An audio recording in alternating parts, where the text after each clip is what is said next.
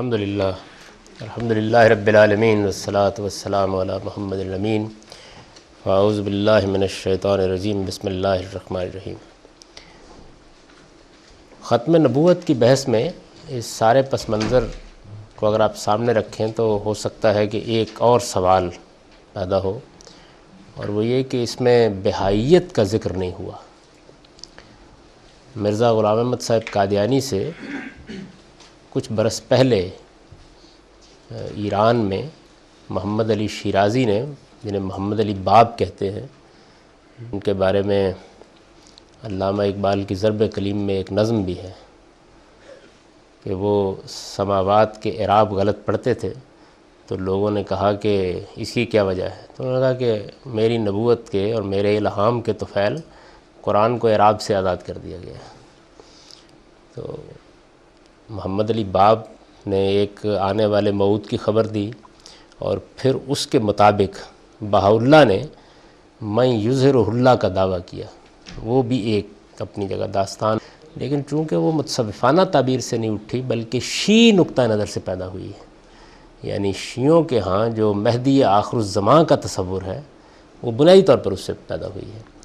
تو اگر ضرورت ہوگی تو میں کسی وقت اس پر بھی گفتگو کر دوں گا، اور اس سے چونکہ زیادہ تر لوگوں کو یہاں سابقہ بھی پیش نہیں آتا، اس لیے میں نے اس کی تفصیل نہیں کی۔ ہمارے نعیم بلوچ صاحب پچھلے لیکچر کے آخر میں کچھ سوال کرنا چاہتے تھے، آپ لوگ بھی یعنی کے لیے سوال کرنا چاہیں تو کر لیں، تاکہ اس کے بعد پھر میں یہ عرض کروں کہ آیت ختم نبوت کی یہ لوگ کیا تعویل کرتے ہیں اور ہم اس کے جواب میں کیا کہتے ہیں۔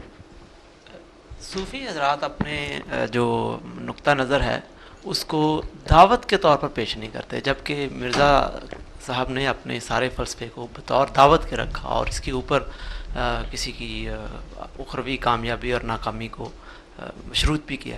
تو یہ ایک بہت بڑا فرق ہے۔ تو اس کے حوالے سے صوفیوں سے ان کا بہت بڑا ڈفرنس سامنے آتا ہے، اور یہ بات سمجھ میں آتی ہے کہ ان کا تصوف کے ساتھ کوئی تعلق نہیں بنتا، البتہ ان کے ان صوفیانہ نظریات کو وہ انہوں نے ایکسپلائٹ تو ضرور کیا ہے۔ سوال پورا ہو گیا؟ یہ میرا اصل میں موضوع نہیں ہے بحث کا، یعنی میں اس وقت کوئی قادیانیت پر یا مرزا غلام احمد صاحب قادیانی کی نبوت پر کوئی گفتگو نہیں کر رہا، بلکہ یہ بتا رہا ہوں ہمارے ہاں نبوت کے معاملے میں جو متصوفانہ تعبیر ہے وہ کہاں پہنچ گئی۔ اب میرے نزدیک یہ بحث کوئی اہمیت نہیں رکھتی کہ ایک آدمی کہتا ہے کہ میں خدا ہوں، اور ایک دوسرا آدمی کہتا ہے کہ میں خدا ہوں، مجھے مانو کہ میں خدا ہوں۔ یعنی اصل میں پہلی بات بھی اپنے اندر منوانے کا پورا داعیہ رکھتی ہے، لیکن ایک دوسری بات میں نے پہلے عرض کر دیا تھا کہ لوگوں میں رد عمل پیدا کر دیتی ہے، یعنی اس کے سوا کوئی فرق واقع نہیں ہوا۔ ایک آدمی یہ کہتا ہے کہ میرے اوپر الہام ہوتا ہے، میرے اوپر وحی آتی ہے، میری فرشتوں سے ملاقات ہوتی ہے، میں وہیں سے پاتا ہوں جہاں سے محمد رسول اللہ صلی اللہ علیہ وسلم نے پایا ہے، یا یہاں سے جبریل امین پاتے ہیں، میری وحی اور میرا الہام ہر خطا سے پاک ہے، اور حق میں میری ہی بات سے واضح ہوتا ہے، اور حق میرا تابع ہے، میں اس کا تابع نہیں ہوں۔ تو اس کے بعد اس کا ایک منطقی نتیجہ یہ ہے کہ اس کی بات کو اسی طرح مانا جائے جس طرح کسی پیغمبر کی بات مانی جاتی ہے۔ وہ یہ کہتا نہیں، یعنی یہ بات وہ کہتا نہیں، ورنہ نتیجہ تو یہ نکلتا۔ مثال کے طور پر میں یہاں بیٹھ کے آپ سے یہ کہوں کہ جو کچھ میں آپ کے سامنے دین کی شرح و وضاحت کرتا ہوں یہ ساری کی ساری الہام اور وحی پر مبنی ہے، تو اس کا ایک نتیجہ ہے۔ میں نے وہی عرض کیا ہے اپنے لیکچر کے آخر میں کہ مرزا صاحب کے ہاں وہی چیز جو خواص کی مجالس میں ہوتی تھی وہ عوامی ہو گئی، اور اس کے ساتھ انہوں نے منوانے کی کوشش کی، اور نہ ماننے والوں کو جہنم رسی وعید سنا دی۔ تو اس کا رد عمل ہو گیا، ورنہ حقیقت کے اعتبار سے کوئی فرق نہیں۔ تاہم کوئی آدمی اس میں فرق تو یہ میرا اس وقت، یعنی مجھے یہ نہیں بتانا کہ ان میں اور ان میں کیا فرق ہے، میں تو یہ بتا رہا ہوں کہ وہیں سے اٹھی ہوئی چیز اصل میں ایک صوفی ہیں، متصوفانہ تعبیرات سے انہوں نے بات اٹھائی ہے۔ پھر اس کے بعد چونکہ وہ مناظر بھی تھے تو نزول مسیح کی روایات اور اس طرح کی چیزیں ان کے ہاں زیر بحث آ گئی ہیں، اور پھر بڑھتے بڑھتے بات وہاں تک پہنچ گئی ہے۔ اور میں نے یہ بھی واضح کرنے کی کوشش کی ہے کہ یہ معاملہ باقاعدہ معلوم ہوتا ہے کہ مشاورت سے ہوا ہے، یعنی اس میں خط و کتابت بھی ہے کہ بھئی اب جب یہ درجہ حاصل ہو گیا ہے، یہ کمالات ہیں، جناب الہی سے بھی تعلق پیدا ہو گیا ہے، تو کیا حرج ہے کہ یہ معاملہ بھی کر ڈالا جائے۔ وہ ایک ہماری تاریخ کا دلچسپ لطیفہ ہے، جس زمانے میں مولانا امین حسن اصلاحی اور ڈاکٹر اسرار احمد صاحب اور سردار اجمل خان لغاری اور حکیم سلطان احمد اور اس طرح کے بعض بزرگ جماعت اسلامی سے الگ ہوئے تو یہ لوگ جگہ جگہ مشورے تھے کہ اب کیا کیا جائے، الگ ہو گئے۔ تو مشاورت کی یہ مجالس کبھی ملتان میں ہوئیں، کبھی شجاع آباد میں ہوئیں، اجمل خان لغاری کے گاؤں میں ہوئیں، پھر ہڑپا میں آخری مجلس ہوئی۔ تو ان مجالسی کے دوران میں جماعت اسلامی کے ایک پرانے بزرگ تھے نصر اللہ خان صاحب عزیز، شاعر بھی تھے، جن کا مشہور شعر ہے میری زندگی کا مقصد تیرے دین کی سرفرازی، میں اسی لیے مسلمان، میں اسی لیے نمازی۔ تو نصر اللہ خان عزیز صاحب کے بارے میں معلوم ہوا کہ وہ علیل ہیں، تو یہ کچھ بزرگ حضرات ان کی عیادت کرنے کے لیے چلے گئے، پرانا تعلق تھا۔ تو نصر اللہ خان عزیز صاحب نے پوچھا کہ آج کل کیا ہو رہا ہے؟ تو انہوں نے بتایا کہ جی کچھ مشاورت ہو رہی ہے کہ عزم کیا جائے، ارادہ کیا جائے، نکلا جائے اور کوئی کام کیا جائے اس طرح۔ تو انہوں نے کہا کہ بھائی ایک مرتبہ ایک شیخ تھے، بڑے صوفی شیخ، وہ اپنے مریدوں میں بیٹھے ہوئے تھے، تو انہوں نے کہا کہ بھائی عمریست کے آوازہ منصور کون؟ ایک زمانہ گزر گیا، کسی منصور نے ان الحق نہیں کہا، کیا رائے ہے آپ لوگوں کی، یہ ہم نہ کام کر ڈالیں؟ تو کسی مرید نے کوئی مشورہ دیا، کسی نے کوئی دیا، ایک مرید خاموش بیٹھا رہا۔ تو شیخ نے آخر میں کہا کہ بھئی تم نے کوئی بات نہیں کی۔ انہوں نے کہا جی میں جب سے آپ نے یہ بات پڑھی، منصور نے بھی ایسا ہی مشورہ کر کے دعویٰ کیا تھا۔ تو اس میں مشاورت ہوئی، صاف معلوم ہوتا ہے، جیسے میں نے آپ کے سامنے یہ بات رکھی۔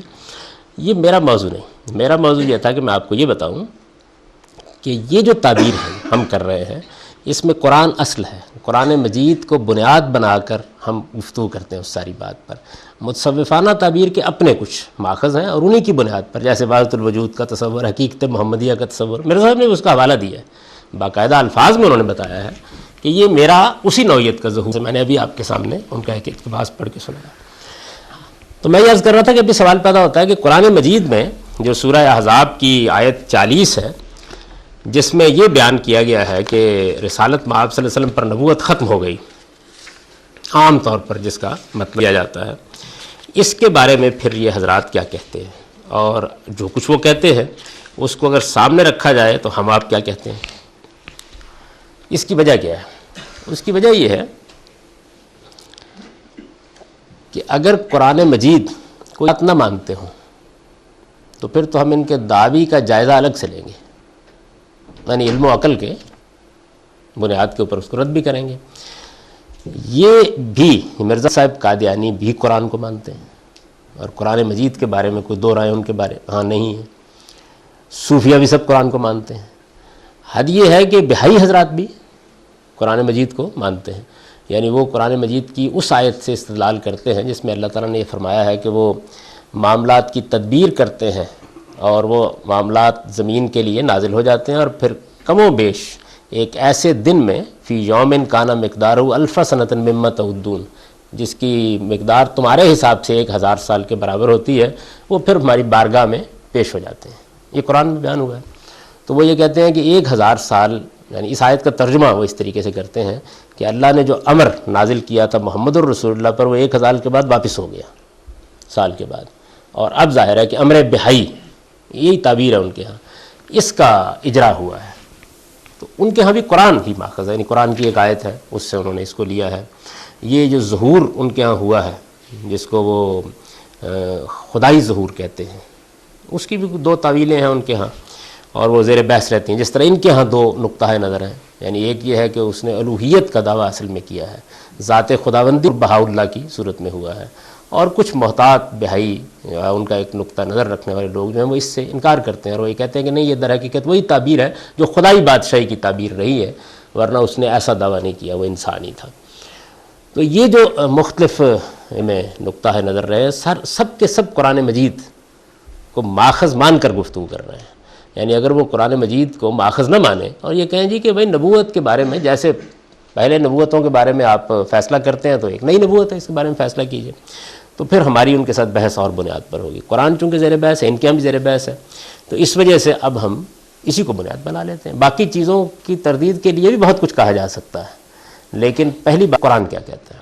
تو میں نے آپ سے یہ عرض کیا کہ قرآن مجید میں سورہ احزاب کی جو آیت ہے، اس میں یہ اللہ تعالیٰ نے فرمایا ہے کہ ما کان محمد ابا احد من رجالکم ولکن رسول اللہ و خاتم النبیین۔ اب اس میں خاتم النبیین کے الفاظ آئے ہیں آپ صلی اللہ علیہ وسلم کے لیے، عام طور پر اس کا مطلب یہ لیا جاتا ہے کہ نبیوں کو ختم کرنے والا، اور نبیوں کو ختم کرنے والے کو اگر سادہ لفظوں میں بیان کریں تو کیا معنی ہوئے؟ آخری نبی. کہ حضور صلی اللہ علیہ وسلم آخری نبی ہیں. اب جس وقت یہ سارے دعوے ہو گئے تو یہ سوال سامنے آیا کہ پھر رسالت میں آپ صلی اللہ علیہ وسلم آئی ہیں تو یہ نبوت کیسے جاری ہو سکتی ہے؟ یعنی ذلی صحیح، بروزی صحیح، امتی صحیح، بہاء اللہ کا تو یہ دعویٰ نہیں ہے. وہ مستقل شریعت کے حامل ہیں اور انہوں نے اپنی شریعت دی بھی ہے 14 نکات پر مشتمل. اس میں بعض احکام ہماری جو شریعت کے ہیں ان کو انہوں نے ختم کیا ہے، تو ایک مستقل دعویٰ ہے. لیکن ان کے ہاں تو یہ چیز نہیں ہے، تاہم وہ مستقل دعویٰ بھی قرآن ہی سے وہ ثابت کرتے ہیں. اب یہ سوال سے میں نے عرض ہوا کہ پھر کیا مطلب یعنی نبی پھر کس معنی میں؟ تو مرزا غلام احمد صاحب قادیانی اور ان کے متبعین نے اور جو لوگ بھی اس بحث میں پھر شامل ہوئے، انہوں نے یہ کہا کہ آخری نبی یہاں حقیقی معنی میں نہیں ہے، جیسے دمشق حقیقی معنی میں نہیں ہے. دیکھا نا آپ نے. اچھا صوفیہ کے ہاں یہ تعویل جو ہے اس کو باطنی تفسیر کہتے ہیں، اعتبار کہتے ہیں. تو وہ ان کے ہاں پوری کتابیں ہیں. یعنی ابن عربی کے نام اگرچہ حقیقت خدا بہتر جانتا ہے کیونکہ اس کا استناد پوری طرح اہل علم کہتے ہیں کہ ان کی طرف نہیں ہوتا، تاہم ان کے نام سے پوری تفسیر موجود ہے. نہ بھی ہو تو فتوحات مکیہ میں بہت سی آیات کی انہوں نے تفسیر کی ہے، تشریح کی ہے، اور وہ اسی اسلوب میں کی ہے. یعنی الفاظ کے ایک خاص طریقے سے باطنی معنی وہ مراد لیتے ہیں. یہ اعتباری تفسیر یا باطنی تفسیر کہلاتی ہے. جیسے مثال کے طور پر ان الذین کفروا سواء علیہم انذرتہم، تو وہ اس کا مطلب یہ کریں گے کہ جو اللہ کے سچے عاشق ہیں اور جنہوں نے دنیا کی ہر چیز کا انکار کر دیا ہے تو اللہ تعالیٰ نے اپنی محبت ان کے دلوں میں بند کر کے اس پر مہر لگا دی ہے. یہ قرآن میں ایک مثال ہے. تو اس طرح کی تفاسیر ان لوگوں کے ہاں بہت ہوتی ہیں. تو یہاں پر سادہ لفظوں میں آپ کو سمجھاتا ہوں کہ سارا مسئلہ جو انہوں نے کیسے حل کیا ہے. دمشق کا مسئلہ جس طرح حل کیا آپ نے دیکھا، دو زرد چادروں کا مسئلہ جس طریقے سے حل ہوا، ایک ہی اصول ہے جو اپلائی کیا جا رہا ہے، وہ یہ ہے کہ بات کو تمثیل کے اسلوب میں لیا جائے. میں اس پر گفتگو کر زبان و بیان پر بحث کرتے ہوئے اور قرآن مجید پر تدبر کے مبادی پڑھاتے ہوئے کہ مجاز، استعارہ، یہ ایسا نہیں ہوتا کہ آپ نے یہ لفظ اٹھائے اور اٹھا کے اس کا اطلاق کر دیا. یعنی یہ اس طرح نہیں ہوتا. ہمارے ہاں باطنی تفسیر کا جو جدید ترین ظہور ہوا ہے وہ غلام احمد صاحب پرویز کے ہاں ہوا ہے، اور وہ بھی بالکل یہی ٹیکنیک استعمال کرتے ہیں. یعنی وہ جس چیز کو جہاں چاہتے ہیں مجاز اور استعارہ قرار دے دیتے ہیں. تو مجاز اور استعارہ ہوتا ہے زبان میں، لیکن مجاز اور استعارہ قرار دینے کے لیے قرائن ہوتے ہیں زبان کے اندر. آپ بتاتے ہیں کہ یہ بات کیسے ہے. آخری نبی کو وہ کہتے ہیں کہ یہ جو قرآن میں کہا گیا ہے کہ رسول اللہ صلی اللہ علیہ وسلم آخری نبی ہیں، یہ با اعتبار حقیقت تعبیر نہیں ہے، با اعتبار مجاز ہے. اب با اعتبار مجاز وہ کہتے یہ ہیں کہ آخری کا لفظ اصل میں کسی چیز کے اوپر کسی چیز کے کمالات کے خاتمے کے لیے بولا جاتا ہے. جیسے اقبال نے داغ دہلوی کے بارے میں مرثیہ لکھا ہے بانگ درا میں، تو انہوں نے کہا کہ آخری شاعر جہاں آباد کا خاموش ہے. کہا نا یہ انہوں نے. یعنی اس کا مطلب یہ نہیں کہ اس کے بعد شاعر نہیں پیدا ہوگا، وہ باکمال شاعر، وہ شاعری جس پر ختم ہو گئی. آج ہم بھی بولتے ہیں مجاز اور استعارے کے معنی میں، ہم یہ بولتے ہیں کہ بھائی ان کے اوپر تو معلوم ہوتا ہے کہ علم کی ریاست ختم ہو گئی، بولتے ہیں نا یہ لفظ. تو یہ مجازی تعبیر ہے ایک چیز کی، اس میں کسی چیز کی فضیلت کو، اس کے کمال کو بیان کیا جاتا ہے. اچھا اب وہ کیا کرتے ہیں؟ وہ یہ کرتے ہیں کہ پھر اس کے بعد ہمارے ہاں کی جو بہت سی کتابیں ہیں، خاص طور پر تذکرے، اگر آپ دیکھیں احمدیہ پاکٹ بک دیکھ لیں، یہ سارے آپ کو مل جائیں گے، اور بھی بہت سی جگہوں پر مل جائیں گے جو ان کے عام کتاب دی جاتی ہیں ہر قادیانی کو پڑھنے کے لیے، اور بہت سی دوسری جگہوں کے اوپر بھی وہ پھر ان چیزوں کو اکٹھا کرتے ہیں جن میں یہ خاتمۃ المحدثین، خاتمۃ الفقہاء، عربی زبان میں یعنی آخری، یہ الفاظ جو ہیں بڑے بڑے فقہاء کے لیے استعمال ہوئے ہیں. جیسے مثال کے طور پر امام ابو حنیفہ کا تذکرہ اگر کسی تو وہ لکھ دیتا ہے خاتمۃ الفقہ، یعنی فقاہت گویا ان پر ختم ہو گئی. تو یہ تعبیریں وہ بیان کر دیتے ہیں. تو وہ یہ کہتے ہیں کہ یہ بات کہ نبی صلی اللہ علیہ وسلم کو آخری نبی کہا گیا ہے، تو یہ مسلمانوں، یہ یعنی زبان بیان سے ناآشنا لوگ جو ہیں وہ اس میں پڑ گئے. اصل میں مجاز کا اسلوب ہے، اور یہ حضور کا کمال اور آپ کی فضیلت بیان کی گئی ہے. گویا نبوت کے کمالات آپ کے اوپر ختم ہو گئے، نبوت کے کمالات آپ پر ختم. کم و بیش یہی نقطہ نظر، ذرا کے فرق کے ساتھ جس پر گرفت نہیں کی جا سکتی آسانی کے ساتھ. تحذیر الناس میں مولانا قاسم نانوتوی نے بیان کیا کہ یہ کوئی مسئلہ نہیں ہے کہ زمانی لحاظ سے یہ کہا جائے کہ رسول اللہ صلی اللہ علیہ وسلم آخری نبی ہیں. یعنی اس سے کیا مسئلہ پیدا ہوا؟ مسئلہ تو اس وقت ہوگا جب یہ بتایا جائے کہ نہیں حقیقت میں فضیلت اور کمالات ختم ہوئے ہیں. اس کے اندر جانتے ہیں بات کیا کار فرمایا؟ میں صرف اشارہ کر رہا ہوں. وہ یہ کہ نبوت قرآن سے یہ معلوم ہوتا ہے کہ محبت ربانی ہے، یہ کوئی کمالات کا مسئلہ ہی نہیں ہے. یعنی ایک غیر معمولی شخصیت رکھنے والے آدمی کو کوئی یہ نہیں کہ وہ روحانی ترقی کر رہا تھا، کمالات حاصل کر رہا تھا، پہلے ایک آسمان کھل رہا تھا پھر دوسرا کھل رہا تھا، بڑھتے بڑھتے وہاں پہنچ گیا. یہ نہیں ہے. یعنی سیدنا موسیٰ علیہ السلام تو بہت اطمینان کے ساتھ وہاں کے اپنی بکریاں چراتے ہوئے واپس گھر جا رہے تھے تو اللہ تعالیٰ نے کہا کہ ادھر آؤ. آپ دیکھیں قرآن مجید نے اس کی تصویر کھینچ دی. یہ محبت ربانی ہے. یعنی اللہ تعالیٰ ایک بندے کا انتخاب کرتے ہیں اور بس اس کے پیچھے کوئی چلے، کوئی مکاشفے، کوئی روحانی ترقی اور اس طرح کے منازل ہوتی ہی نہیں سرے سے، نہ مشورے ہوتے ہیں. تو ان لوگوں کے ہاں نبوت اس طرح کی چیز نہیں ہے.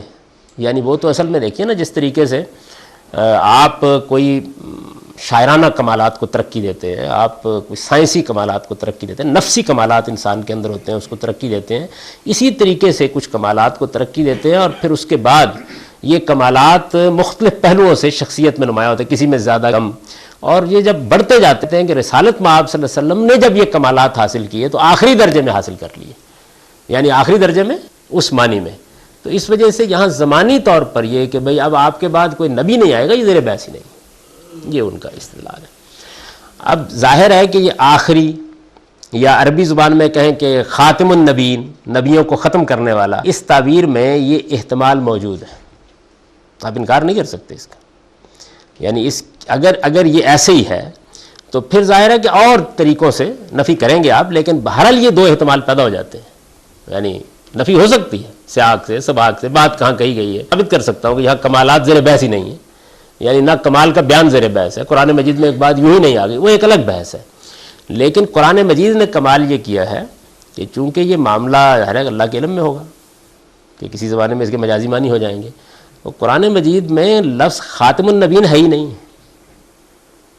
قرآن میں لفظ خاتم النبیین نہیں ہے جس کے معنی آپ آخری نبی کرتے ہیں، وہ قرآن میں نہیں ہے. یعنی قرآن مجید میں یہ جو آیت ہے اس میں یہ نہیں کہا گیا کہ ولیکن رسول اللہ و خاتم النبیین. خاتم، ختمہ یختم سے ختم کرنے والوں کے معنی میں خاتم ہوگا نا، وہ ہے ہی نہیں قرآن میں. قرآن میں خاتم النبیین. خاتم عربی زبان میں آخری، ختم کرنے والے کو کہتے ہیں. خاتم عربی زبان میں مہر کو کہتے ہیں. یعنی قرآن نے جو لفظ استعمال کیا ہے وہ نہیں استعمال کیا. قرآن نے لفظ استعمال کیا خاتم النبیین، وہ نبیوں کی مہر ہے. میری بات سمجھ رہے ہیں؟ وہ نبیوں کی مہر ہے. مہر جو ہے یہ جب سے دنیا بنی ہے، یعنی اطلاق کی تصورات میں یا سیل ہوتی ہے یا اسٹمپ.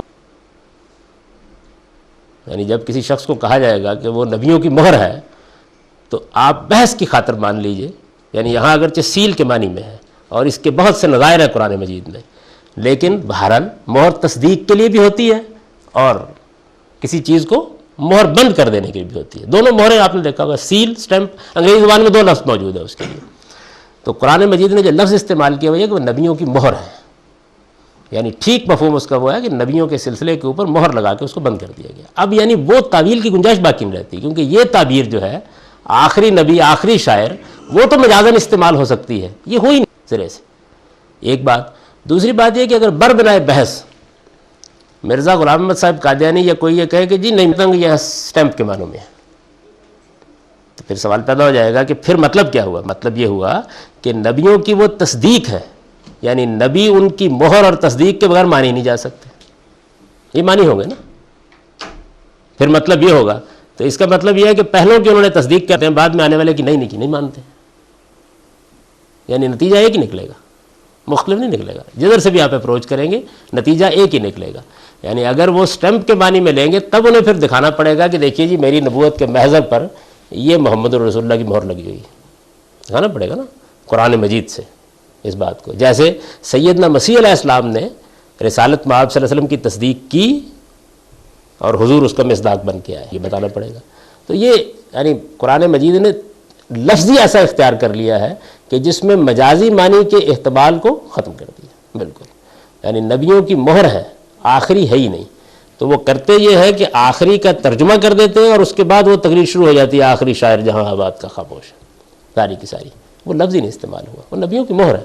یعنی نبوت کے سلسلے کو ان کی مہر لگا کر بند کر دیا گیا، سیل ہو گیا وہ سلسلہ، مہر بند، ختم ہو گیا. رسالت میں آپ صلی اللہ علیہ وسلم نے خود اس کی وضاحت فرمائی، جو یعنی یہ تو الفاظ سے بالکل واضح ہے.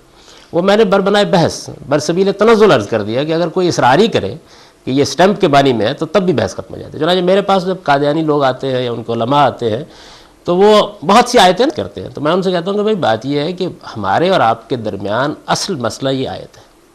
اگر یہ نہ ہوتی تو ہم دوسرے دلائل سے اس نبوت کا جائزہ لیتے. یہ آیت یہ کہہ رہی ہے کہ رسالت میں آپ صلی اللہ علیہ وسلم نبیوں کی مہر ہے، اور یہ بات کہ اس کا مطلب نبیوں کی مہر ہے، بعد میں تو ان لوگوں نے بہت سی تعویلیں اس کی لیکن مرزا صاحب نے ہی معنی کیے ہوئے ہیں، اس لیے کہ ہو نہیں سکتے کوئی اور. تو معنی میں تو اتحاد ہو گیا. میں بات ہی یہاں شروع کرتا ہوں کہ بھائی ہمارے اور آپ کے درمیان خاتم النبیین کا ترجمہ کیا ہے اس میں تو اختلاف نہیں ہو سکتا، اس لیے کہ وہ آپ کے پیغمبر کا کیا ہوا ہے اور ہم بھی وہی کرتے ہیں. یہ بالکل ٹھیک ہے. اب یہ بالکل ٹھیک ہے تو پھر اس کے معنی بتا دیجیے. اگر آپ مہر کو سیل کے معنی میں لیتے ہیں تو بحث ختم ہو گئی. سٹیمپ کے معنی میں لیتے ہیں تو ان کی نبوت کے لیے رسول اللہ کی تصدیق دکھا دیجیے. وہ کہتے ہیں دوسری کچھ آیتیں بھی ہیں. میں گزارش کرتا ہوں کہ نہیں پہلے اس پر گفتگو کر لیں. 5-7 جملوں کا تبادلہ ہونے کے بعد پھر چائے پی کے بعد ختم ہو جاتی ہے، بحث نہیں ہوتی اس کے بعد. اس لیے کہ وہ مجاز کی بحث اس پہ ہو نہیں سکتی. مجاز کی بحث جو ہے وہ تو ہوگی آخری کے معنوں میں لینے کے بعد. تو قرآن نے وہ لفظ ہی نہیں استعمال کیا سرے سے، حالانکہ عربی میں دونوں لفظ موجود ہیں. یعنی اگر قرآن مجید یہاں صرف ایک تے کے اوپر زیر زبر کا مسئلہ تھا تو لفظ نہیں استعمال کیا. تو اس وجہ سے میرے نزدیک قرآن مجید اس معاملے میں بالکل واضح ہے کہ رسالت مآب صلی اللہ علیہ وسلم کے اوپر وحی و الہام کا دروازہ بند ہو گیا اور خدا کی عدالت زمین سے اٹھا لی گئی. اب نبی صلی اللہ علیہ وسلم نے اس کی وضاحت فرمائی، اور جو وضاحت فرمائی وہ روایت بھی صورتحال یہ ہے، بہت روایتیں ہیں اس باب، حضور نے خود جو وضاحت فرمائی ہے، لیکن جو روایت اس معاملے میں یوں سمجھیے قول فیصل کی حیثیت رکھتی ہے اس کو ہر محدث نے نقل کی،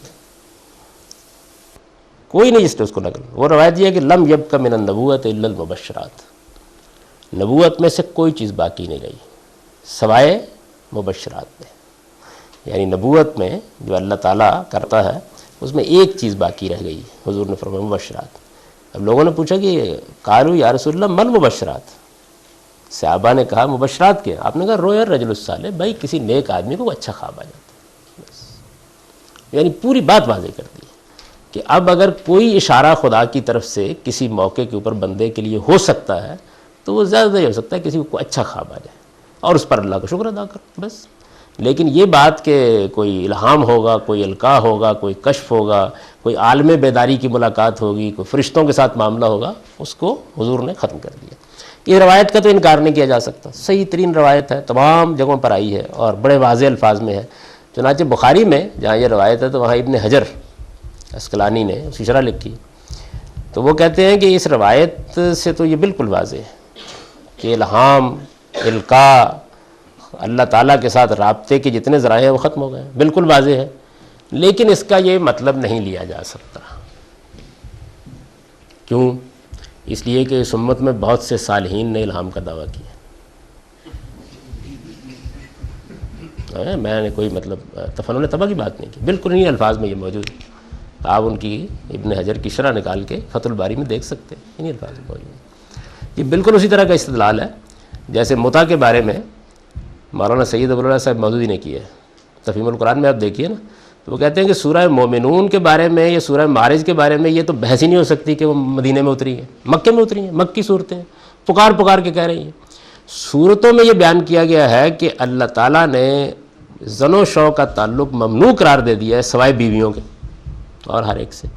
تو اس کے بعد پھر کیا کیا جائے اس کا کہ روایتوں میں تو یہ آتا ہے خیبر کے موقع پر حرام ہوا، پھر یہ ہے کہ فتح مکہ کے موقع پر ہوا، اور بعض میں یہ ہے کہ نہیں اس وقت بھی نہیں، حضرت عمر نے کیا. تو وہ یہ کہتے ہیں کہ ان آیتوں کا پھر یہ مطلب نہیں لیا جا سکتا ورنہ ان روایتوں کا انکار لازم آئے گا. تو اس طرح کے استدلال سے تو ایسی باتوں کے بارے میں آدمی کچھ بھی کہہ سکتا ہے، لیکن قرآن مجید بالکل واضح ہے کہ رسالت میں آپ صلی اللہ علیہ وسلم سیل ہے نبوت کی، بند کر دیا آپ نے، یعنی اب ختم ہو گیا یہ معاملہ، اب نہ وحی نہ الہام کوئی چیز نہیں ہو سکتی. جی پھر قرأتوں والا باب میں پڑھاؤں گا آپ کو.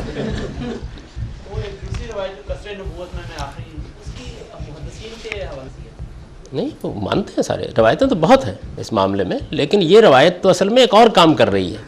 یہ صرف یہ نہیں کہہ رہی کہ نبوت کا دعویٰ بند ہو گیا ہے، یہ کہہ رہی نبوت کی حقیقت ختم ہو گئی. یعنی ان لوگوں نے، جو صوفیوں نے، جس وجہ سے میں نے اس کو پیش کیا، جو رستہ نکالا ہے وہ یہ ہے کہ دعویٰ نہیں کریں گے ہم، لیکن نبوت کے کمالات سب حاصل ہو سکتے ہیں. مطلب نبوت کے کمالات کیا ہوتے ہیں؟ وہی الہام ہوتا ہے، القاء ہوتا ہے، خدا تعالیٰ کے ساتھ رابطہ ہوتا ہے. حضور نے یہ بات کہہ کے اس کا دروازہ بھی بند کر دیا. اس وجہ سے یہ روایت، اور بالکل ٹھیک، یعنی جو قرآن ہے اس کی بالکل صحیح تفسیر ہے کہ بات یہ ہے کہ نبوت حقیقت ہے، اس کے اوپر سیل لگا دی گئی، بس ختم، اس کے بعد کچھ نہیں ہو سکتا. یہ قرآن مجید نے کہا اور حضور نے فرمایا. تو مجھے یہ ساری جو گفتگو آپ لوگوں سے کرنی پڑی ہے یہ اس سطری عبارت کی تشریح میں تھی کہ نبوت اور رسالت کا یہ سلسلہ آدم علیہ السلام سے شروع ہو کر محمد الرسول اللہ صلی اللہ علیہ وسلم پر ختم ہوا ہے. آپ کے دنیا ہو جانے، میں نے جو الفاظ لکھے ہیں دیکھیے، وحی و الہام کا دروازہ ہمیشہ کے لیے بند ہو گیا. یعنی نبوت کے دعوے کو میں نے نہیں بیان کیا، وحی و الہام کا دروازہ ہمیشہ کے لیے بند ہو گیا ہے اور خدا کی عدالت زمین سے اٹھا لی گئی ہے. تو یہ جو چند جملے ہیں یہ صرف مرزا غلام احمد صاحب قادیانی یا بہاءاللہ صاحب یا محمد علی باب صاحب کی تردید نہیں ہے، بلکہ صوفیہ کی اس پوری ٹریڈیشن کی تردید. یعنی میں اس پوری کی پوری ٹریڈیشن کو قرآن مجید کے اور رسالت میں آپ صلی اللہ علیہ وسلم کے صریح الفاظ کے خلاف سمجھتا ہوں. اب اس کے بعد مجھے اس پر کوئی تبصرہ نہیں کرنا کہ وہ اس کی حقیقت کیا ہے، الگ بحث ہے. کبھی تصوف پر آپ لوگ چاہیں گے گفتگو کی جائے تو زیر بحث آ جائے گی. اس وقت تو میں صرف یہ بتا رہا ہوں کہ وہی تو سب کہہ لیتے ہیں کہ بند ہو گئے، الہام بھی بند ہو گئے، القاء بھی بند، اس لیے کہ اس کا دروازہ کھلے رکھنے کے کچھ معنی ہیں. اگر یہ دروازہ کھلا رہے گا اور خدا تعالیٰ رابطہ کرتے رہتے ہیں اور پھر ہدایت دیتے رہتے ہیں تو پھر مسائل، اس سے کوئی فرق نہیں پڑتا کہ دعویٰ کیا گیا یا نہیں دعویٰ کیا گیا، وہ مسئلہ اپنی پوری قوت سے موجود ہے. اور میں نے عرض کیا کہ نہ قرآن کے الفاظ میں اس کی کوئی گنجائش ہے جو صوفیہ کے بیانات ہیں جو آپ نے سنے، اور نہ نبی صلی اللہ علیہ وسلم نے اس میں کوئی گنجائش باقی رکھی ہے، سوائے اس کے کہ وہ بات کہی جائے جو حافظ ابن حجر نے کہی ہے کہ بھائی بات یہ ہے کہ آخر اتنے صالحین کہتے ہیں کہ ہم کو الہام ہوا ہے، تو پھر اس روایت کا وہ مطلب نہیں ہو سکتا. پھر پوچھیں کہ مطلب کیا ہو سکتا ہے؟ یعنی روایت میں تو صرف اتنا ہی نہیں کہ ایک لفظ آیا ہے، ایک لفظ آیا اس پر ایک سوال کیا گیا، اس سوال کے جواب میں حضور نے پھر جواب دیا پورا کا پورا، اس کے بعد کیا گنجائش نہیں. چنانچہ اب یہ جملہ جو ہے یہ بھی ایک خاص پس منظر میں ہے، اور اس میں یعنی صوفیہ یہ کہتے ہیں کہ نبوت کا دروازہ بند ہو گیا، لیکن اب لوگوں کی رہنمائی کے لیے کیا راستہ ہو. تو ایسے لوگ پیدا ہونے چاہیے جو محدث ہوں. ان کی اصطلاح میں محدث، یہ محدث نہیں ہے، یہ صوفیوں کی اصطلاح ہے. یعنی جن سے خدا کلام کرے، جن سے کلام کیا جائے، یا ایسے صاحب تفہیم بزرگ ہوں جن کے اقتباسات میں نے آپ کو سنائے تھے، جو حق کی نشانی بن سکیں دنیا میں، تاکہ لوگوں کو دعوت دی جا سکے. اچھا، اسی طریقے سے شیعہ حضرات یا غزالی کی اصطلاح میں جو انہوں نے المنقذ من الضلال میں اختیار کیے، تعلیمیہ اور امامیہ، ان کے ہاں جو روایت چلتی ہے وہ یہ ہے کہ یہ ہو نہیں سکتا کہ اللہ تعالیٰ نے نبوت ختم کر دینے کے بعد لوگوں کی ہدایت کے لیے کوئی نہ چھوڑا ہو، تو وہ پھر امامت کو جاری کرتے ہیں. یعنی بحث جاری ہے، امامت کو جاری کرتے ہیں. اسی طریقے سے بہاءاللہ یا دوسرے لوگوں نے بھی اسی مہدی آخر الزمان اور امامت کے فلسفے سے پھر رستہ نکالا ہے اپنے لیے. یعنی وہ آپ پڑھیں گے کبھی بہائیت کی تاریخ، آپ کو معلوم ہوگا کہ باقاعدہ کچھ اہل علم تھے شیعوں کے جو تلاش کر رہے تھے، وہ کہہ رہے تھے کہ ساری نشانیاں پوری ہو رہی ہیں اور وہ جو مہدی کی روایات ہیں ان کے مطابق مہدی کو آنا چاہیے. تو پھر ایک صاحب جو تھے وہ تلاش کرتے کرتے شیراز میں گئے، اور وہاں ان کی ایک 24 سالہ نوجوان محمد علی شیرازی سے ملاقات ہوئی، اور اس ملاقات میں پھر کوئی رات کو عشاء کے قریب محمد علی شیرازی صاحب نے مہدی ہونے کا دعویٰ کیا. پھر انہوں نے باب کی ایک خاص اصطلاح استعمال کی کہ میں اصل میں دروازہ ہوں، باب ہوں آنے والے کے ظہور کی. اس میں پھر ایک بہت اور خاص اصطلاح، قدیم صحیفوں میں یہ اصطلاح استعمال ہوتی ہے ارحاس کی، کہ جیسے سیدنا یحییٰ پہلے آئے تھے اسی طریقے سے محمد علی باب نے کہا کہ میں پہلے آیا. اور پھر اس نے کہا کہ 9 سال اور بعض روایتوں میں ان کی 19 سال کے بعد بہاءاللہ. تو ان کے مریدوں میں سے محمد علی باب کے مریدوں جو اصل میں رہنمائی کر رہے تھے وہ تو صبح ازل تھے. صبح ازل ایک صاحب کا نام ہے بھائیوں کے, لیکن بعد میں یہ جو بہاؤاللہ تھے, انہوں نے جب ان کو جلاوطن کیا گیا ہے تو انہوں نے سفر کے دوران میں یہ دعویٰ کر دیا, اور پھر اس کے بعد انہوں نے بھی بالکل وہی طریقہ اختیار کیا کہ دمشق کے منارے پر وہ آنا تھا مسجد میں, تو وہ پھر اس مسجد میں گئے, انہوں نے بہتر طریقہ اختیار کیا اور مسجد میں جا کے انہوں نے اعلان کیا اس بات کا. پھر وہ خانہ کعبہ میں گئے, وہ ایک روایت میں آتا ہے نا کہ وہ خانہ کعبہ کی کنڈی پکڑ کر مہدی اعلان کرے گا, تو وہ بھی انہوں نے کر ڈالا. تو کم سے کم ان کے ہاں قادیان میں منارہ بنانے کی ضرورت پیش نہیں آئی. تو یہ مسئلہ زیر بحث رہا ہے. یعنی پہلے میں غور کیجئے, آپ سے دنیا سے رخصت ہونے, وحی و الہام دو لفظ استعمال کیے گئے ہیں, وہ معنی خیز ہیں. یہ صرف ختم نبوت کا بیان اس معنی میں نہیں ہے جیسے عام لوگ لیتے ہیں, بلکہ اصل میں اللہ تعالیٰ کی طرف سے انسانوں کے ساتھ رابطہ کر کے ان کو ہدایت دینے کے لیے جو اصطلاحات بھی استعمال کی جا سکتے ہیں وہ ختم ہو گئے, ان کا دروازہ بند ہو گیا. اب دین پر قائم رکھنے کے لیے یہ لوگ کہتے ہیں کہ امامت کا سلسلہ جاری رہنا چاہیے.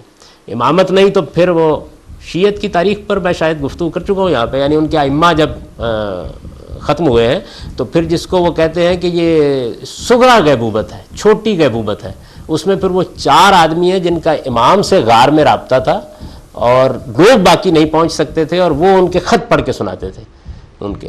تو وہ سلسلہ رہا, اور پھر اس کے بعد وہ بھی ختم ہو گئے اور مجتہد نے اس کی قائم مقام کی جگہ لے لی. چنانچہ آپ دیکھتے ہیں کہ ان کے ہاں جمعہ نہیں ہو سکتا, وہ امام آگے نہیں کھڑا ہوتا, اس لیے کہ وہ تو امام آئے گا تو جمعہ پڑھائے گا. اسی طرح زکوٰۃ نہیں وصول کی جا سکتی.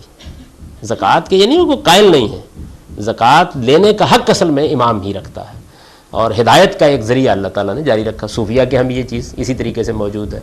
مرزا غلام احمد سعد قادیانی جو ہے, ان کی آپ کتابیں پڑھیں تو وہ اصل میں ایک تو ہے نا یہ اس طرح کے دعوے اور استدلال, وہ بھی اسی بنیاد پر کہتے ہیں. وہ کہتے ہیں کہ یہ کیسی عجیب و غریب بات ہے کہ انسانوں کو خدا چھوڑ دے گا ہدایت اور رہنمائی کے بغیر. چنانچہ اس پس منظر میں اگلے جمعے کے پڑھیے, چنانچہ آپ کی امت میں اسے دین پر قائم رکھنے کے لیے انذار کی ذمہ داری اب قیامت تک اس امت کے علماء ادا کریں گے. یعنی یہ اس پس منظر میں ہے جملہ. چنانچہ آپ کی امت میں اسے دین پر قائم رکھنے کے لیے انذار کی ذمہ داری, انذار کا لفظ واوین میں لکھا گیا ہے اس لیے کہ یہ اصطلاح ہے قرآن کی, اور اس کی میں وضاحت کر چکا ہوں. لوگوں کو قیامت کے حادثے سے خبردار کرنا اور دین کے معاملے میں متنبع رکھنا اس امت کے علماء ادا کریں گے. علماء کی یہ ذمہ داری سورہ توبہ میں اس طرح بیان ہوئی. یعنی جب نبوت اللہ تعالیٰ نے بند کی تو نبوت بند کر دینے کے بعد لوگوں تک یہ پیغام پہنچانا, تو اس میں ظاہر ہے پھر یہ سوال پیدا ہوتا ہے نا کہ کیا طریقہ اختیار کیا جائے. طریقہ جو انہوں نے, اب یہ آیت جب میں سمجھاؤں گا تو آپ دیکھیں قرآن نے جواب دیا اس ساری کی ساری بحث کا کہ پیغمبر دنیا سے رخصت ہو رہے ہیں. یہ آپ کو معلوم ہے سورہ توبہ کی آخر میں نا ختم ہو رہا ہے معاملہ. پیغمبر رخصت ہو رہے ہیں, وہ پوری کی پوری یہ اسی سورہ میں ہے جو دینونت کی سورہ ہے اور جس کے اندر فیصلہ سنایا گیا. آخر میں یہ آیت آتی ہے, یہ 122 آیت ہے, اس کے 2-3 آیت بعد سورہ ختم ہو جاتی ہے. تو اس میں قرآن مجید نے اصل میں اس پوری بات کا جواب دیا ہے. یعنی اب انذار کرنے والے کو آسمان سے وحی آتی تھی, الہام ہوتا تھا اس کو, اور وہ وحی اور الہام پا کے انذار کرتا تھا. یہی بیان ہوا نا قرآن مجید نے کہ اللہ تعالیٰ نے جب یہ دیکھا کہ لوگوں کے درمیان حق کے معاملے میں اختلاف ہو رہا ہے تو باعث اللہ النبیین, اس نبی اٹھائے مبشرین و منذرین, بشارت دیتے ہوئے انذار کرتے ہوئے. یہ تھا سلسلہ, یہ بند ہو گیا. جب یہ بند ہو گیا تب دیکھیے اس میں ماخذ بھی بتایا ہے کہ یہ کیا کریں, تاکہ یہ بات ہے کہ یہ وہ کوئی ایسا گروہ نہیں جو آسمان سے الہام پا رہا ہے, جس کو کہیں سے اوپر سے رہنمائی مل رہی ہے. اس کی پوری بات ہے جو قرآن نے کی. تو کیا بات کی, ما کان المؤمنون لینفروا کافہ, اور سب مسلمانوں کے لیے تو یہ ممکن نہ تھا کہ اس کام کے لیے نکل کھڑے ہوتے. یعنی بات یہاں سے اٹھائی ہے, یعنی یہ کرنے کے لیے ہر مسلمان مکلف نہیں ہے, نکل بھی نہیں سکتا. اس پر میں نے بڑی آگے قانون دعوت میں لکھا ہے, وہاں اس کی وضاحت میں کر دوں گا کہ یہ قرآن مجید نے بات ہی یہاں سے شروع کی ہے کہ یہ جو یہاں جو ذمہ داری ڈالی جا رہی ہے یہ ہر مسلمان کی ذمہ داری نہ ہے نہ ہو سکتی. آدمی کو اپنے معاش کی جدوجہد کرنی ہے, اس کو سائنس میں تحقیق کرنی ہے, اس کو دنیا کے اور معاملات انجام دینے. خدا کی دنیا جس اسکیم پر بنائی گئی ہے اس میں کاروبار بھی ہونا ہے, اس میں سیاست بھی ہونی ہے اور معاملات بھی ہونے ہیں. تو سب مسلمانوں سے یہ اتنا تقاضا ہے, فرمایا نہ یہ ان کے لیے ممکن ہے. فلولا نفر من کل فرقۃ منہم طائفہ, ظاہر ہے کہ وہ پھیلتے جا رہے ہیں نا. یعنی اب نبی صلی اللہ علیہ وسلم دنیا سے رخصت ہو رہے ہیں اور مسلمان پھیلتے جا رہے ہیں. تو فرمایا کہ جو بھی مسلمانوں کے مختلف گروہ ہیں ان کے اندر سے کچھ لوگ نکلیں, نکل کے کیا کریں, الہام نہیں, القاء نہیں, وہی نہیں, چلا نہیں, مراقبہ نہیں, مکاشفہ نہیں, لیتفقہوا فی الدین. یہ جو دین دیا گیا اس کو سمجھ لیں, یہ جو دین دیا گیا ہے نا اس کی بصیرت پیدا کریں, اس کو سمجھ لیں. یعنی اللہ کے پیغمبر نے جو دین دیا ہے لیتفقہوا فی الدین, اس کے اندر تفقہ, اس میں بصیرت پیدا کریں, اس کو سمجھ لیں, اور پھر کیا کریں, وَلَيُنذِرُوا قَوْمَهُمْ, پھر جا کے اپنی قوم کو انذار کریں. اذا رجعوا الیہم, جب وہ اس کو سمجھ لیں, یعنی آئیں یہاں پہ آ کے بہت اچھی طرح دین کی بصیرت پیدا, جب وہ پیدا ہو جائے تو جائیں, یعنی علم حاصل کریں. گویا سادہ لفظوں میں یہ کہیے کہ وہ بہت گہرا علم حاصل کریں, ایک طالب علم بن کر اپنے گھر سے نکلیں.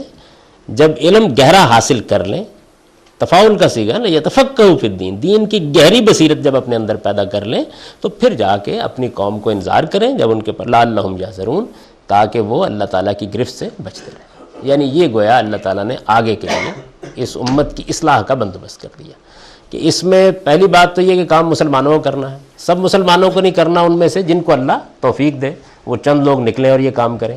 جو لوگ نکلیں ان کو نہ کسی جگہ مکاشفے کے لیے بیٹھنا, ہم حاصل کرنے کے لیے بیٹھنا ہے, نہ وہی ان کے اوپر آئے گی, نہیں, یہ دین ہے خدا کا جو دے دیا گیا ہے, اس کی اچھی گہری بصیرت وہ اپنے اندر پیدا کر لیں, اس کا علم حاصل کرنے کا حق ہے اس طریقے سے حاصل کر لیں.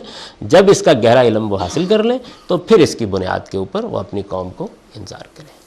یہ گویا قرآن مجید نے اب آگے کا مسئلہ جو ہے صاف. اگر آپ کے ذہن میں یہ ساری بحثیں ہوں اور ان کو آپ پڑھیں تفصیل کے ساتھ کہ یہ بحث کہاں سے پیدا ہوئی ہے کہ پیغمبر نبوت ختم ہو گئی, ایک تو پہلو یہ ہے.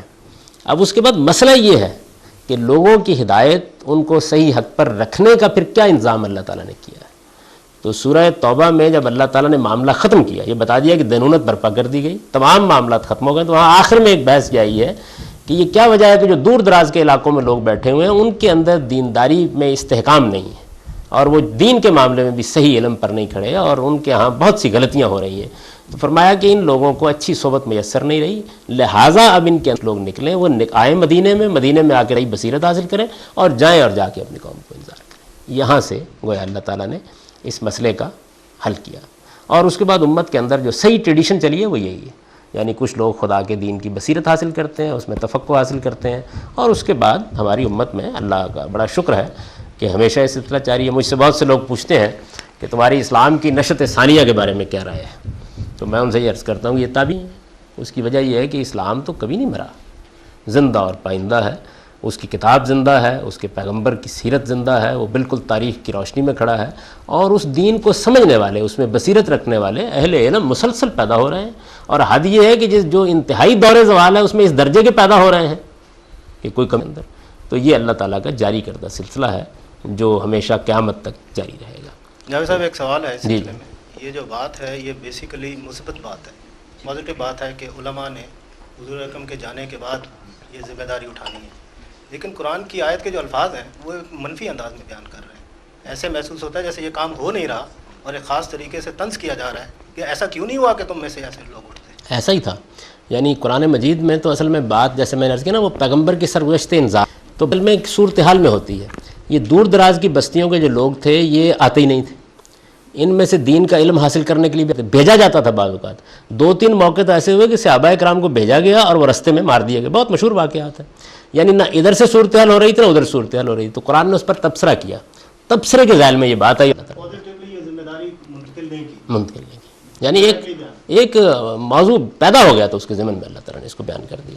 اور یہ قرآن کا سارے ہی احکام میں اسلوب ہے, یعنی وہ اس طریقے سے اس کو بیان کر دیتا ہے. ایک مسئلہ لوگوں نے اس میں کوتاہی برتی تو توجہ دلائی گئی. یعنی میں اس کو ایسے دیکھتا ہوں کہ یہ بڑا اصل میں نیچرل معاملہ تھا, ایسے ہی ہونا چاہیے تھا, نہیں ہوا تو زیر بحث آ گیا, ورنہ اس کو بیان کرنے کی کوئی ضرورت نہیں تھی. زیر بحث آ گیا تو اب اللہ کا شکر ہے کہ ہم قرآن کی بنیاد پر اس کو بتا بھی سکتے ہیں اور بیان بھی کر سکتے ہیں. یہ اس کا معاملہ ہے, یتفقہوا فی الدین ولینذروا قومہم اذا رجعوا الیہم. اب اس کے بعد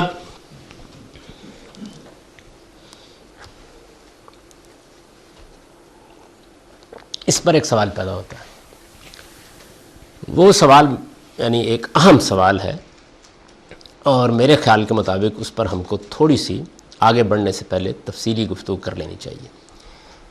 وہ سوال یہ پیدا ہوتا ہے کہ یہ تو بالکل ٹھیک ہے کہ انبیاء علیہم السلام انذار کرتے ہیں, رسالت میں آپ صلی اللہ علیہ وسلم نے انذار کیا, آپ کے بعد جو لوگ اپنی قوم کی اصلاح کرنا چاہیں ان کو دین کی گہری بصیرت حاصل کرنی چاہیے، نہیں الہام اور وحی تو نہیں ہوگی، گہری بصیرت حاصل کرنی چاہیے، وہ انذار کریں گے۔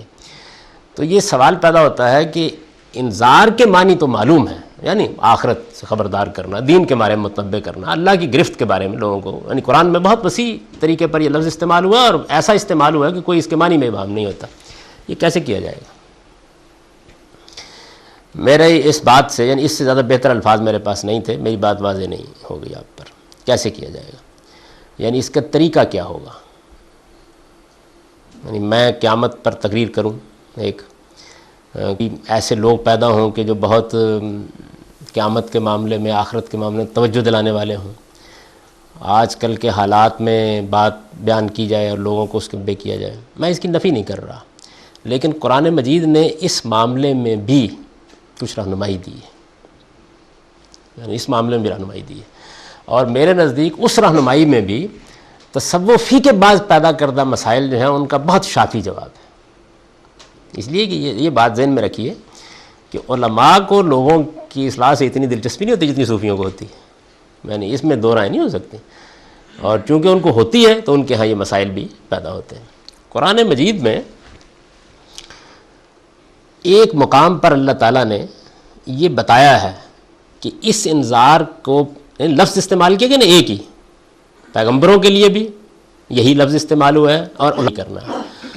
تو رسول اللہ صلی اللہ علیہ وسلم کے بارے میں یہ بتایا گیا ہے کہ آپ کو اس انذار کے لیے کیا بتایا گیا، یعنی کیسے کریں؟ اس سوال کا قرآن کہتا ہے اوحی الیہ حران لانذر، یعنی مجھے انذار داری دے کر اللہ نے بھیجا تو انذار کرنے کے لیے یہ قرآن دیا۔ یہ پڑھ کے سنا دو۔ ابھی میری بات تو شاید آپ نہ سمجھ سکیں، میں بات عرض کر رہا ہوں، اس کے کچھ اطلاقات ہیں۔ قرآن دیا کہ یہ قرآن پڑھ، چنانچہ یہ بالکل حقیقت ہے، یعنی آپ اس روشنی میں پوری سیرت کو کھنگال ڈالیں، آپ حیران ہوں گے کہ رسالت مآب صلی اللہ علیہ وسلم نے ہمیشہ یہ طریقہ اختیار کیا، یعنی کبھی بھی یہ نہیں ہوا کہ آپ نے آخرت پر کوئی خطبہ دے دیا ہو، یا آپ نے کوئی تقریر فرمائی ہو، یا آپ نے کوئی خاص طریقہ، قرآن آپ نے پڑھ کے سنا۔ انذار کا کام آپ نے اسی طریقے سے کیا۔ اس کے بعد دین کی شرح، وضاحت، تفہیم کے لیے آپ نے بات بھی کی، سمجھایا بھی، سوالوں کے جواب بھی دیے، وہ ایک الگ چیز ہے، لیکن یعنی دین کا علم دینا، دین کے بارے میں کوئی مسئلہ پیدا ہو گیا اس کو سمجھانا، یہ اور چیز ہے۔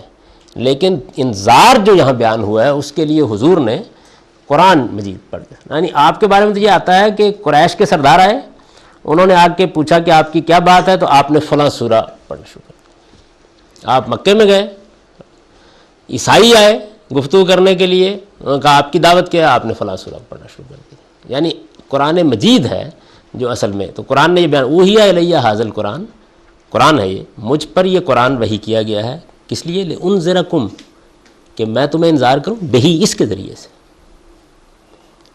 اچھا، اب اس کے بعد میں یعنی بعد میں کیا کیا جائے، تو بعد کا جواب بھی اسی آیت میں دے دیا گیا ہے۔ لانذرکم، پوری آیت نہیں پڑھی میں نے، اوحی ھذا القرآن، مجھ پر یہ قرآن وحی کیا گیا ہے، لانذرکم، کہ میں انذار کروں تمہیں، بہی، اس کے ذریعے سے، ومن بلغ، اور وہ بھی جن تک قیامت، وہ بھی جن کو قیامت تک یہ قرآن پہنچتا رہے۔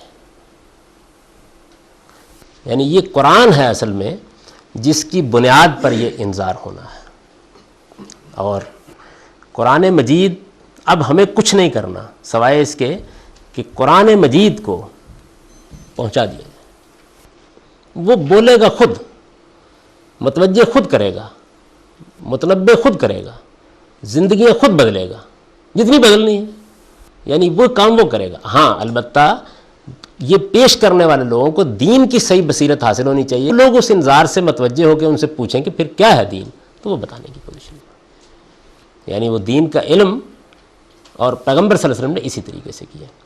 یہ میں نے چونکہ اب بات ختم ہو رہی ہے اس لیے عرض کیا کہ بڑے نازک سوالات پیدا کیے ہیں ہمارے ہاں صوفیہ نے اس معاملے میں، صوفیانہ تعبیر چونکہ بحث ہے کہ پیغمبر دنیا سے رخصت ہو گئے، اب وہ کہتے ہیں کہ صحابہ کرام جو ہیں ان میں تو دیکھیے کیسی غیر معمولی تبدیلی آ گئی حضور کی ذات گرامی سے، تو اب پیغمبر رخصت ہو گئے ہیں تو پھر اس کے بعد جو بندوبست ہے اللہ تعالیٰ کی طرف سے وہ کیا کیا گیا ہے، تو وہ پھر ظاہر ہے کہ ایسے بصیرت رکھنے والے شیوخ ہیں جن کی آدمی صحبت اٹھاتا ہے، جو اس کو مرتبہ احسان تک لے جاتے ہیں، وہ کہتے ہیں اسی کے لیے پھر تصوف کے اشغال اوراد یہ ایجاد کیے، اور یہ وہ پوچھتے ہیں کہ ان اشغال اوراد ہی کے ذریعے سے تبدیلی آتی ہے، ورنہ تو علماء کی صحبت میں تو لوگ صرف مناظرہ سیکھتے ہیں، وہ بیان کرتے ہیں۔ اچھا، پھر اس کے لیے وہ بڑا زور دیتے ہیں اس بات کے اوپر کہ یہ طریقے جو ہم نے اس کے ایجاد کیے ہیں لوگوں کو دین کے بارے میں متنبع کرنے اور ان کی اصلاح کرنے اور ان میں کمالات پیدا کرنے کے، یہ طریقے جو ہیں یہ بہت ان کا مؤثر ہونا ثابت ہو چکا ہے، انہی کے ذریعے سے آدمی میں حقیقی تبدیلی آتی ہے، اور ان کے بارے میں آپ توحش نہ اختیار کریں، کیونکہ اس وقت پیغمبر موجود تھے، اب وہ موجود نہیں ہیں تو ان کی جگہ ان چیزوں نے کی۔ قرآن مجید اس معاملے میں قرآن مجید اس معاملے میں بالکل واضح ہے کہ ہمیں کچھ نہیں کرنا، یعنی دین کا علم حاصل کرنے کے بعد کچھ نہیں کرنا، کام ہے امت کے اندر جو کرنا ہے وہ انذار کا ہے۔ یہ ہونا کس ذریعے سے ہے؟ قرآن کے ذریعے سے، اور جو قرآن کے اس انذار سے متوجہ ہو جائے، قرآن پہنچائیے، قرآن خود لوگوں کو آخرت کے بارے میں، اور قرآن اس معاملے میں بالکل واضح ہے، یعنی میں اس پر گھنٹوں گفتگو کر سکتا ہوں کہ قرآن اپنے بیسک میسج کے بارے میں اور آدمی کو متنبع کر دینے کے معاملے میں، یعنی کوئی جواب نہیں ہے اس کا، وہ کر دے گا۔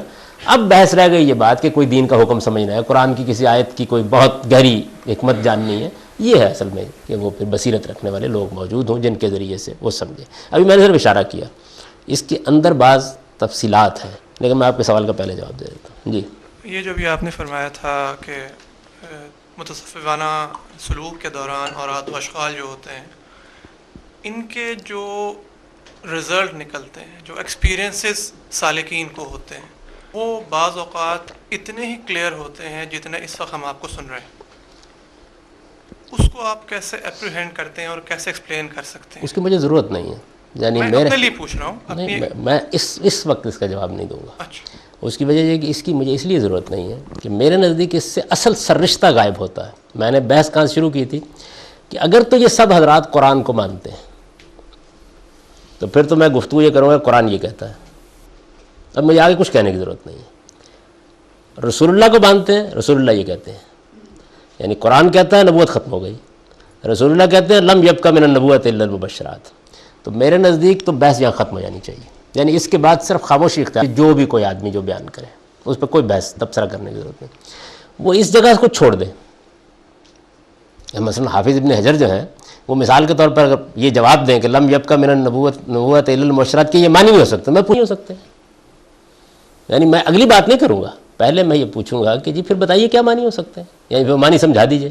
خاتم النبیین کے یہ معنی نہیں ہو سکتے، بتا دیجئے کیا معنی ہو سکتے ہیں، سمجھا دیجئے۔ تو بات یہ ہے کہ اگر تو قرآن کو ماخذ مانا جا رہا ہے تو پھر پہلے گفتگو قرآن اور محمد الرسول اللہ صلی اللہ علیہ وسلم کے ارشادات کی بنیاد پر ہوگی۔